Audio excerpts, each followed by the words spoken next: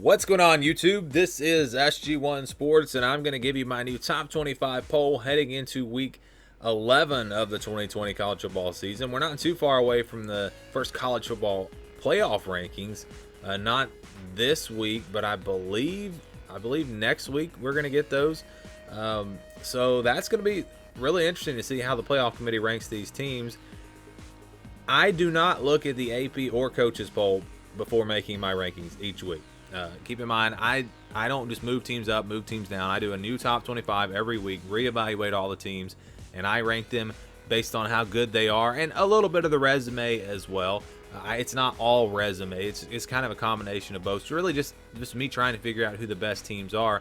But when I say that I did not look at the AP poll before making my poll, but you're going to see at least part of the poll, the top of the poll. I'm actually very much in line with the AP, which is not really all that common. Normally there is some disagreement there. So I think the AP poll did a pretty good job. Maybe not top to bottom, but at least at the top. We're going to start though at the bottom with 21 through 25. So my bottom three teams all stayed the same: Oklahoma, Auburn, and Texas. That's where I had them all last week. Really not a lot of movement there. Oklahoma took care of business against Kansas. Texas got a close win against West Virginia, but it was a win, and it was enough to keep them there at number 25. Auburn did not play. Tulsa didn't play. They've only played 4 games. They've had some games canceled, postponed. They've already, I think, had at least one of their scheduled bye weeks. So really, we're kind of waiting to see about Tulsa. The win over Oklahoma State doesn't look as good now, or I shouldn't say the win, but the close game against Oklahoma State doesn't look as good now that Oklahoma State has lost a game. Also, UCF is not playing as well as I thought they would. So the jury's kind of still out on Tulsa, but I think they've done enough to deserve to be ranked. And then I have SMU at number 21. Really would have liked to have seen them a little bit more competitive against Cincinnati a couple of weeks ago. But they've won a lot of football games. They're 7-1. I think they deserve to be ranked. One team that I do not have ranked, and some of you are probably going to question this, it's USC. I think that USC is a top 20, maybe even top 15 team. That's just my personal feeling. But I just did not want to rank them just yet. I want to see at least one more game from them, because we've learned, just like with Michigan, remember Michigan beat Minnesota and thought that was a good win. I ranked them. Then it turns out Minnesota's not very good. Michigan's not very good. And so I'm not going to make that mistake with USC, although I think that they're a good football team. Their program has just been too inconsistent over the past several years. If they were a team that was top 15 every year, I would have USC ranked. But they've been so inconsistent and really don't know how good Arizona State is. So I want to see USC play another game. That was a game that they could have very easily lost. I had to get an onside kick late to have a chance to win it. But yardage-wise, they had a nice day. I think they outgained Arizona State by about 150 yards. Had some costly turnovers that really kept them from, I think, pulling away in that game. They fell behind, but they were able to get it done.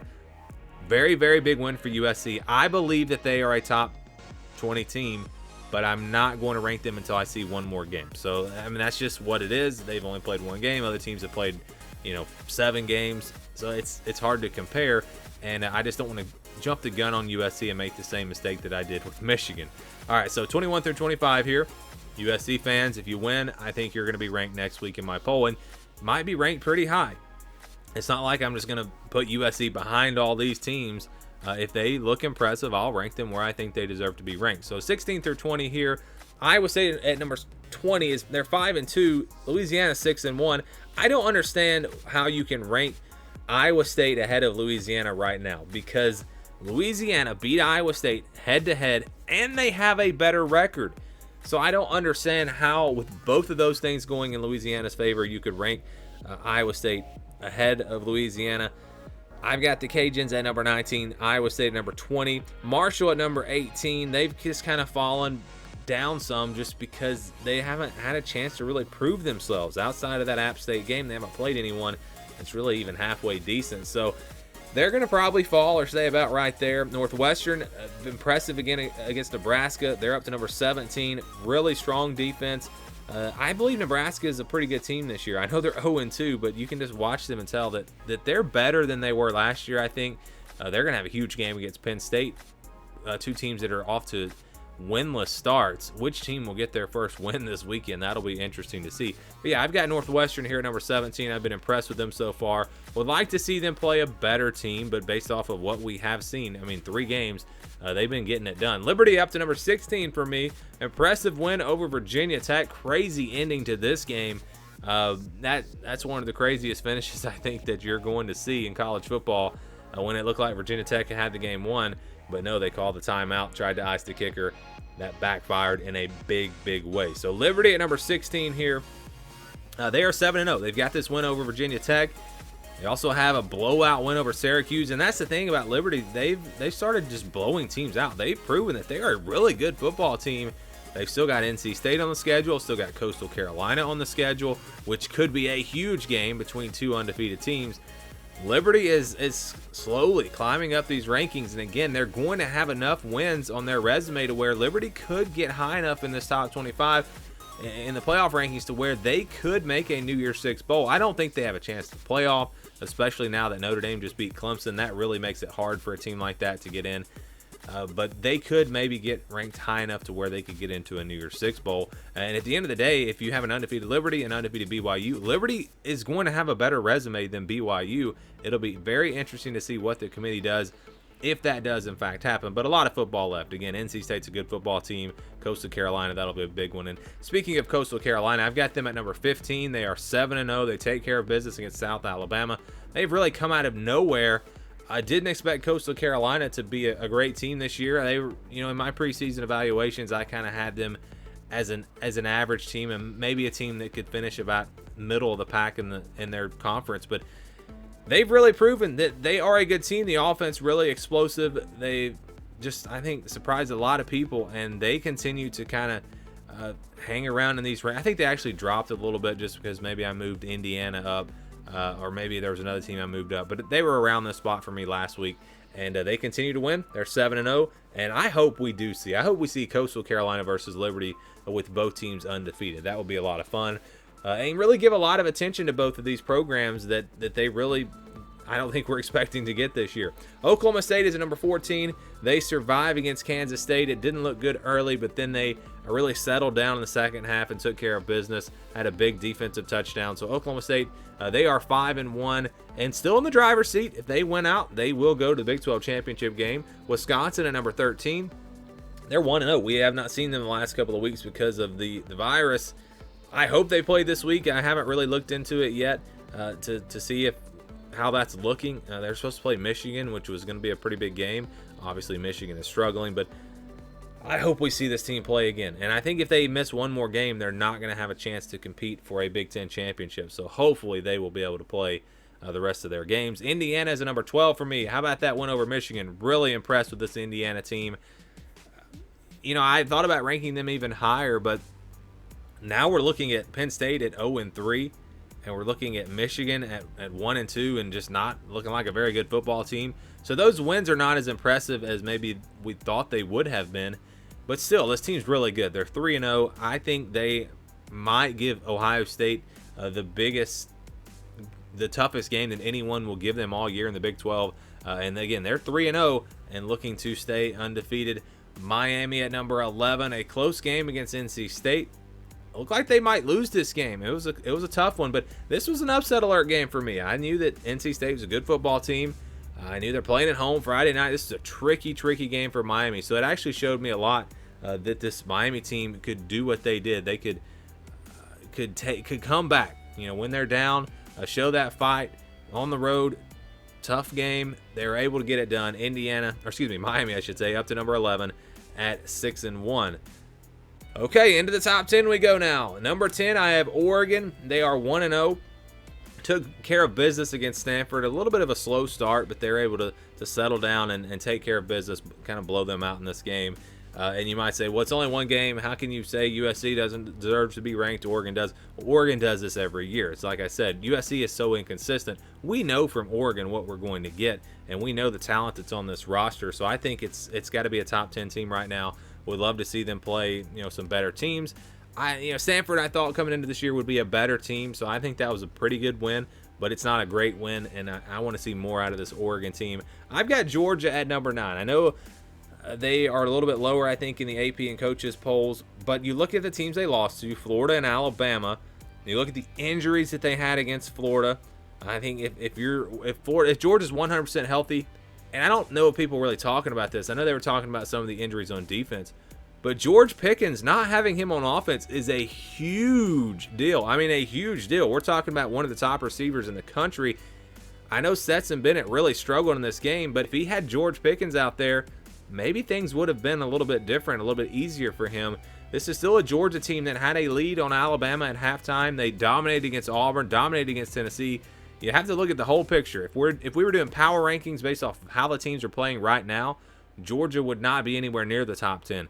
But if you look at the entire season, I think this team has done enough to where they deserve to be ranked still in the top 10. I know it's 2 losses, but again, those 2 losses come to top 6 teams, and then a win over Auburn, who's now back in the top 25. So Georgia, to me, still in the top 10. But let's see what they look like moving forward. Can they start to get that offense figured out? Can they get healthy on defense? That'll be a big story for them. BYU at number 8. Huge win over Boise State. What hurts BYU, though, is the fact that Boise State had a lot of injuries. They were down to their 3rd-string quarterback in this game. And so I don't know how the committee's going to view that. They may not think that that was a great win over a Boise State team that, again, was dealing with a lot of guys out. That's tough. That's tough for BYU, and that was going to be their best win. Houston is not panning out to be great, and so you don't have a win that we thought might be better when they beat Houston.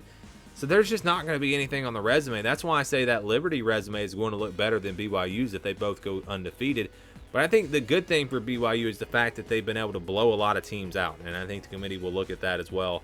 It'll be very interesting. But I've got them at number 8. I think this is a really good football team. Cincinnati at number 7. We know this is a really good football team. They are getting it done on both sides of the ball. Desmond Ridder playing great, especially on the ground, running the football from that quarterback spot. That's been big for them. Their defense is probably easily the best defense in the American Conference. Tulsa's got a good defense as well. That's going to be a big game when they play. But Cincinnati, for me, up to number 7, or that actually may be where I had them last week, with another convincing win this weekend. Florida is at number 6. They are 4-1. How about the win over Georgia?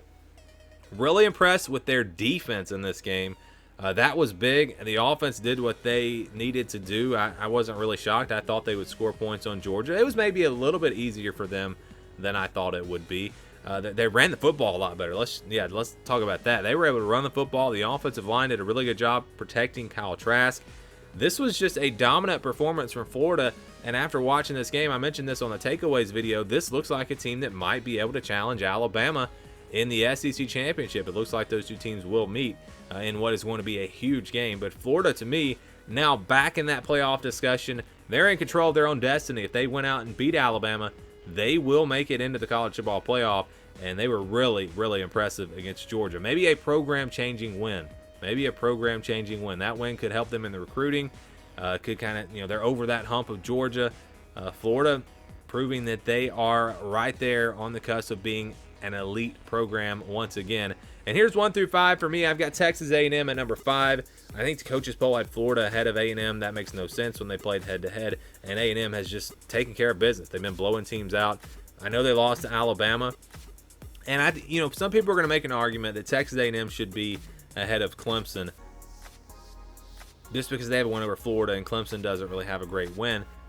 But when you look at just the head-to-head matchups and you compare the top, if you say that Alabama, Notre Dame, and Ohio State are on the same level, or they're in the same tier, Clemson almost beat Notre Dame with a bunch of guys out, with several injuries on defense, no Trevor Lawrence. So they're on that level. Texas A&M didn't quite look like they were on Alabama's level. So I think we now have the 4 best teams in college football. It's Alabama, Notre Dame, Ohio State, and Clemson. I think it's more clear than it has been really all year. Those are the 4 best teams, I think, right now. Texas A&M and Florida, they're right behind them. I mean, they are right behind them, and maybe Cincinnati is in that discussion as well. So it's just going to depend on how things break the rest of the season as to whether or not we get these 4 teams. But it's starting to feel like it's going to be Alabama, Notre Dame, Ohio State, and Clemson. I think most people expect Clemson to win a rematch against Notre Dame if they're 100% healthy on a neutral field. Notre Dame could win that game, though, and then Clemson's out. Who gets in? Maybe Texas A&M, maybe Florida. If they beat Alabama, they'll be in. What if Florida beats Alabama and Clemson beats Notre Dame? Who gets left out? That's a tough one. So there are a lot of question marks still. I think if that did happen, if you're wondering, I think Notre Dame would probably be the team that was left out because Alabama's going to be ranked ahead of them, and I don't think Alabama's going to drop below them. That wouldn't really make a lot of sense. But it's going to be so fun to see how this plays out. But anyway, Texas A&M at number 5, they've been taking care of business. Clemson at number 4. Yeah, I mean, it was a tough loss to Notre Dame. They really put themselves in a hole early, had some bad turnovers. I still think that if this team is healthy on a neutral field, they beat Notre Dame. That's why I have them. Like I said, I think they probably beat them in the ACC championship. But Notre Dame did prove that they can play with Clemson. They are on that level, especially at the line of scrimmage. Both sides. The offensive line for Notre Dame, they held up against a very good Clemson defensive line. And the Notre Dame defensive line, they won against this Clemson offensive line. So I was really impressed with Notre Dame. I think they've proven that they are in that category, those top-tier teams. Ohio State at number 3, so Notre Dame jumps Ohio State. Ohio State might still be better, but it's really getting hard to tell because, yeah, that we thought that Penn State win was good. Now Penn State looks terrible. They're 0-3. How good is Ohio State? I don't think we really know. I think that they're maybe the best team in college football, but I haven't seen anything to where I can definitively say that. And when I can't say something for sure, I'm going to go to the resume, and they just don't have the resume right now. Notre Dame and Alabama obviously have a much better resume. They played more games, and they've beaten better teams. So Alabama and Notre Dame, I think, have to be 1 and 2 right now. Alabama's win over Texas A&M may be a little bit more impressive than Notre Dame's win over Clemson. It's close, though. I think you can make an argument for Notre Dame ahead of Alabama after this win. Maybe if Clemson was full strength, if they had Trevor Lawrence, you might have a better argument, but I think Alabama has to be the number 1 team right now. And also Notre Dame did struggle with some teams that they should have blown out. At the same time, Alabama did struggle with Ole Miss. So, yeah, every team kind of has that right now. But Bama is number 1 for me right now. I moved them ahead of Clemson last week. Was a week early, I think, and I'm going to keep them at number 1 here as they are 6-0. So that's my updated top 25 poll. I would love to know what you guys think about it and how you would rank the teams. Give me your comments down below. Thank you for watching, and stay tuned for more here on the SG1 Sports College Football Channel.